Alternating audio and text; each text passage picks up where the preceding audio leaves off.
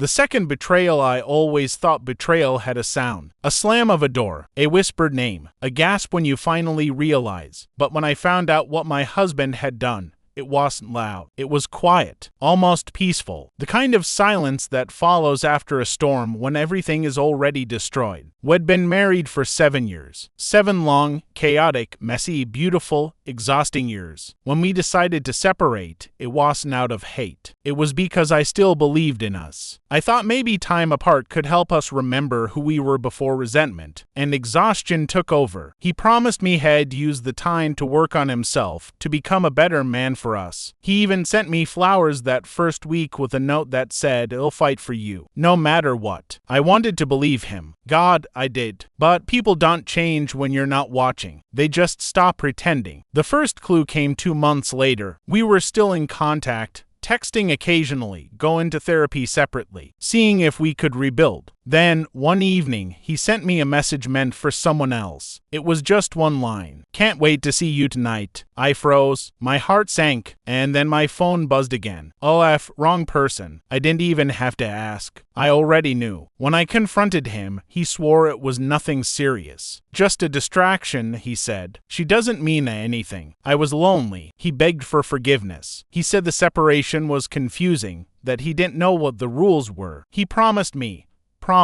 that it was over. And because I still loved the man I thought he was, I gave him another chance. But betrayal doesn't stop because you forgive it. It stops when they want to change. And he didn't. 2 months after that, I got a message on Instagram from a woman I didn't recognize. Her name was Leah. She said she needed to talk to me woman to woman. My stomach dropped. Every part of me screamed not to respond, but I did. Her first message was short. "I think your husband's been lying to both of us." My vision blurred. My hands shook. She sent screenshots, messages, photos, hotel receipts. And that's when I realized it wasn't just her. There was another woman too. While he was telling me he wanted to fix our marriage, he was sleeping with 2 others. One of them, Leah, had been seeing regularly for months, and the other, she was pregnant. When I called him, he didn't deny it. He just sighed, like I was inconveniencing him with my pain. "I messed up," he said flatly. "But it's not what you think. It just happened. It just happened." I snapped. "You were supposed to be fighting for me, not fing everyone else." He went quiet. Then he said the sentence that finally broke me. "We were separated. You can't act like I cheated." And that's when I realized he didn't just betray me, had rewritten the story in his head to make me the unreasonable one. I hung up. Then I packed every single thing of his that was still in the house, the shirts, the old books, the stupid cologne that used to make my heart race, and I dumped it on his porch. No note, no words, just an ending. Because sometimes silence says everything. A week later, he showed up at my door. He looked different, tired, desperate. "I made a mistake," he said. "I'll fix it. I'll do anything. You're my wife." I stared at him, and for the first time in years, I didn't feel low. I felt pity. "You weren't my husband," I said softly. "You were my lesson." He tried to speak, but I closed the door before he could. And that was the moment I realized the marriage had died long before I ended it. Months later, word spread. Leah had broken things off. The other woman, the one who was pregnant, had given birth. He tried to reach out again, saying he wanted to co-parent responsibly, that he still loved me. But I didn't respond. Because love isn't enough when trust is dead. And forgiveness doesn't mean opening the door for someone who burned your house down. Now, a year later, I live in a small apartment by the ocean. I walk on the beach every morning. I sleep without fear, without waiting for the sound of a text that changes everything. Sometimes I still think about him, not with anger, but with gratitude. Because without his betrayal, I never would have found myself again. People ask me if I regret ending my marriage permanently, if maybe we could have saved it. And I tell them this: you can't rebuild trust on the ashes of deceit. Some things you bury, and some things you leave behind, because you deserve better than the man who keeps breaking your heart just to see if you'll take him back. So, aitah for ending my marriage permanently after finding out he slept with 2 women and got 1 preen. And maybe some people would say yes, that I should have forgiven him because we were separated. But I know better, because separation wasn't his betrayal. His betrayal was pretending he was fighting for me while secretly fighting to keep every door open. And that's not love. That's cowardice wrapped in guilt. Part E, the baby, the truth, and the call I never expected. It had been almost 11 months since I last saw him. 11 months of silence. 11 months of rebuilding myself from the ground up. My divorce papers had long been finalized. My therapist said I was doing better, moving forward, and I believed her, until the day my phone rang and I saw his name flash across the screen again. Ethan. My first instinct was to ignore it, but something, maybe curiosity, maybe foolish nostalgia,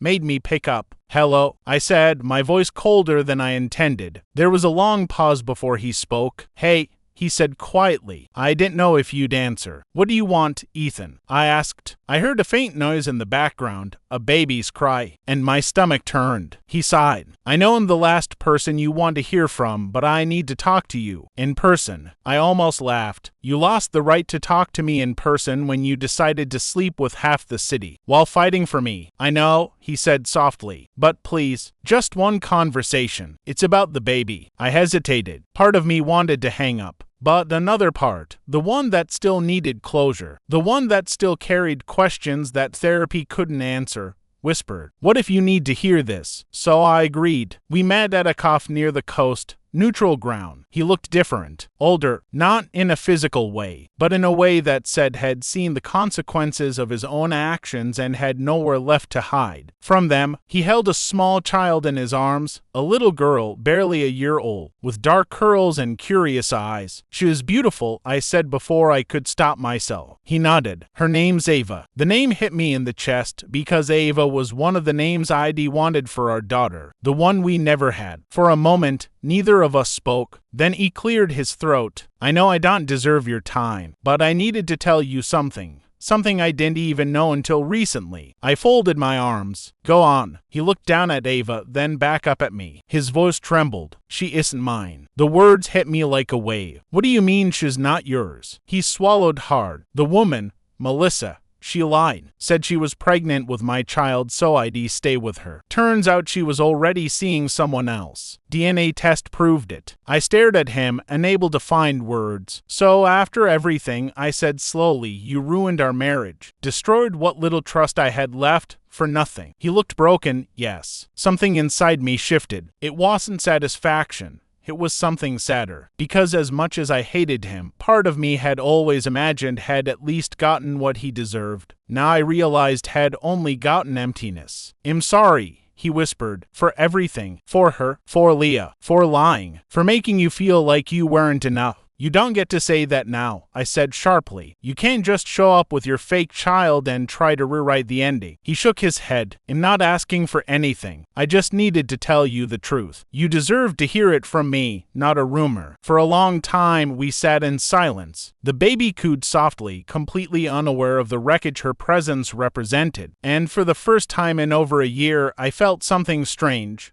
Pity, not love, not forgiveness, just the quiet realization that sometimes people destroy everything they touch because they never learned how to handle peace. He looked at me, tears welling in his eyes. "I thought losing you was my punishment, but I think it was losing myself. You were the only real thing I had, and I threw it away because I was too weak to face my own guilt." I didn't reply. There was nothing left to say that could undo what had done. So I stood up. "I hope you learn how to be better," I said softly. "Not for me, for yourself. Because I don't think I'll ever look at you again without seeing the man who taught me how to live without him." And I left. That night, I sat on my balcony overlooking the ocean. The wind was cool, the waves distant, but in that sound I found peace. For the first time, I realized that closure doesn't always come wrapped in kindness or reconciliation. Sometimes it comes when you finally stop needing answers. Ethan was just a chapter, and I'd finally reached the last page. 6 months later, I received a letter. No return address, but I knew the handwriting. Inside was a short note. "I hope you're happy now. Thank you for being the only person who ever saw me for who I could have been, not what I became. I'm leaving town for good. Starting over. Take care of yourself, E." I folded the note, placed it in a drawer, and smiled. Because for the first time in years, his words didn't hurt. They meant nothing. The story was finally over, and it belonged to me now. Part E, the other woman's truth. It had been almost 2 years since I last saw Ethan. 2 years since the cough. 2 years since the fake baby, the confession, the letter, and for the first time in a long time, I had peace. I'd built a small life for myself, quiet, steady, and mine. I worked as a freelance designer, walked by the beach every morning, made friends who didn't know my history, people who only knew me as Maya, not the woman whose husband destroyed her. I'd buried the past, or at least I thought I had, until one morning I opened my inbox, and there it was. A message from Leah. It had been years since I heard that name. Leah, one of the women Ethan cheated with while we were separated. The one who'd first reached at. Who'd shattered my last illusion that I still had a marriage worth saving. I hovered over the message for nearly an hour before I clicked it open. Hi Maya. I don't expect you to respond, but I needed to tell you something about Ethan. It's not what you think. Please, just hear me out. I rolled my eyes at first. What could she possibly tell me that I didn't already know? That he was a liar. That he used people to fill the void he refused to face. But something about the tone, the guilt in her words, made me curious. So I replied. We met at a small park near the pier. It was surreal. Seeing her again. She looked different too. Thinner, paler, like someone who'd aged a decade in 2 years. Thanks for coming, she said quietly. I wasn't sure I would, I admitted. But you sounded serious. She nodded. It's about Ethan. And about what he told you.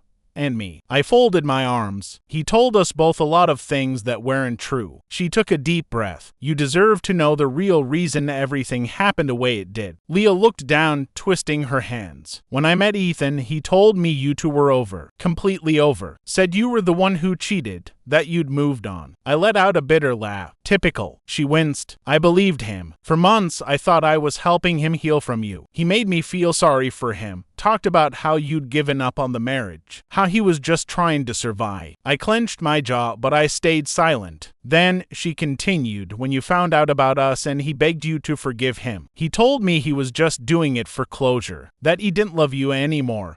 But he didn't want to look like the bad guy. I felt my stomach twist. That sounded like Ethan, manipulating both of us just to avoid taking responsibility. But then her voice changed. Softer, heavier. That's not the worst part, she said. He was seeing another woman before me. A woman named Clara. The name didn't ring a bell. Who's Clara? I asked. Leah swallowed hard. She was his co-worker. They started seeing each other 6 months before your separation. He told her you were emotionally abusive, that you were controlling and cold. She left her husband for him. I froze. Her husband? Yes, Leah said. She had 2 kids. She walked away from everything because she thought Ethan was her soulmate. My mind reeled. This wasn't just cheating.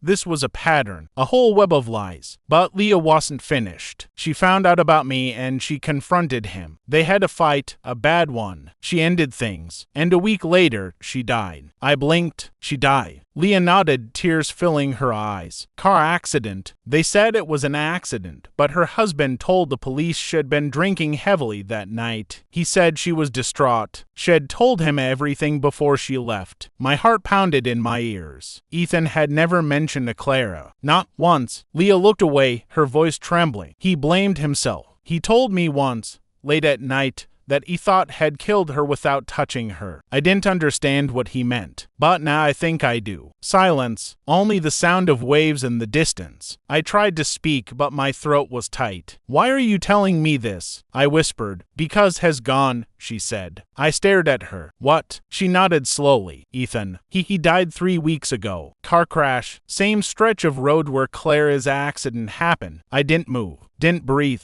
It felt like the world had tilted slightly off its axis. I thought you should hear it from me, she said softly. I found out through mutual friends. They said had been drinking. Alone. A bitter laugh escaped me. Half disbelief, half pain. He always said he hated irony, I murmured. Leah wiped a tear. In not asking you to forgive him, I just couldn't carry it anymore. The guilt, the lies. I wanted you to know the truth. I stared at the horizon, my heart a mess of emotions I couldn't name. Sadness, anger, relief, grief. Not for the man he was, but for the man he could have been. That night, I sat in my apartment staring at the ocean again. The same ocean I'd watched the day I left him. And for the first time, I cried. Not because I missed him, but because I finally understood. He hadn't just betrayed me, had been betraying himself for years, hiding behind charm, lies, and self-pity, until there was nothing left to save. He was a man who wanted to be loved but never believed he deserved it, and he proved himself right every single time. A week later, I received another letter, this one official, from his lawyer. Inside was a handwritten note and a document. The note said, "Maya, I know I don't deserve a place in your life, not even in memory. But if this reaches you, it means I'm gone. I never stopped thinking about what I did to you. You were the only person who ever truly saw me, and I spent years trying to prove you wrong, instead of right. Please use what's left of my insurance money for something that makes you happy. I owe you that much, Ethan." The document confirmed it. Had left me his entire life insurance payout. I stared at the papers for hours. Then I folded them neatly, locked them in a drawer, and never touched them again. Because no amount of money could ever undo what he broke. And forgiveness, I realized, isn't about letting them back in. It's about letting yourself finally walk away without looking back. Months later, Leah sent me one last message. "I hope you're okay. I still think about him too. But I think you were the only one who ever really mattered to him." I didn't respond. Instead, I went down to the shore, took off my shoes, and stepped into the water. The ocean was cold, endless, and alive. And for the first time since that awful day years ago, I felt weightless, free. Because betrayal didn't define me anymore. It built me. And sometimes survival isn't about who you forgive. It's about who you refuse to become.